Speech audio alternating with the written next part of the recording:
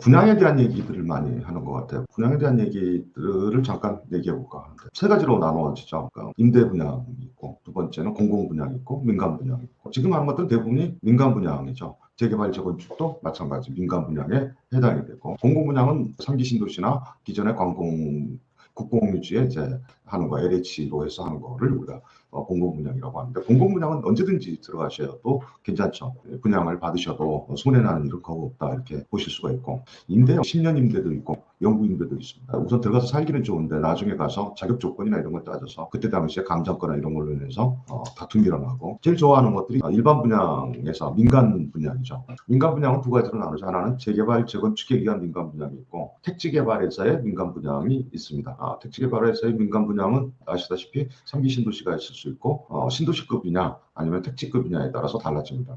그걸 나누는 거는 세대수가 보통 3만 세대 정도를 놓고, 3만 세대 이상이면 신도시급이라고 얘기를 하고, 그 다음에 3만 세대 이하, 15,000, 2만 이 정도 되는 거를 우리가 보통 택지지구라고 얘기를 하죠. 대표적인 택지지구는 원흥지구, 삼성지구 이런 것들이 신도시라고 얘기하지 않고 택지지구라고 얘기합니다.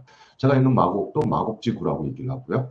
송파에 있는 것도 문정지구라고 얘기를 합니다. 여러분들이 이제 어디다 투자하는 게 더 유리하냐? 기왕이면 신도시급에 투자하는 게 주거환경으로서는 굉장히 유리하죠. 유리할 수밖에 없는 거고, 그 부분에 대해서는 가격 면이나 상당히 유리하게 된다. 유리하다는 얘기는 가격 상승이 많이 된다, 이렇게 볼 수가 있죠. 신도시급이 낫죠. 그리고 일자리가 있는 마곡지구나 문정지구 같은 경우는 그거하고 별개입니다. 별개로 이루어지는 것들이기 때문에. 그 다음에 이제 재개발 재건축에 대한 내용은, 분양가 상한제가 얼마 전에 일부가 완화가 됐습니다. 분양가 상한제가 완화됐다는 얘기는 분양가가 올라간다라는 얘기고, 건설사가 이제 분양가를 마음대로 할 수 있다라는 얘기가 되죠. 과거에도 그런 적이 있었는데, 그리고 나서 분양가가 어마어마하게 올라갔던 기억이 있습니다. 그렇게 되면 품질 경쟁이 일어나겠죠. 분양가 상한제하고 분양가 상한제를 두지 않는 것 두 가지가 다른 면을 가지고 있죠.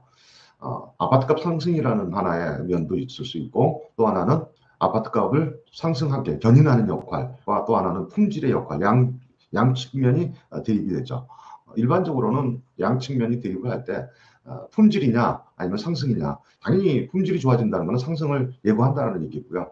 그런 것들이 이제 보통 하락기에 많이 나타나는 현상, 정책적 현상이라고 볼 수가 있습니다. 그리고 이제 건축적 규제 완화냐 이런 것도 하나의 방법일 수도 있겠죠. 분양가에 대한 거를 잠깐 말씀을 드렸고요.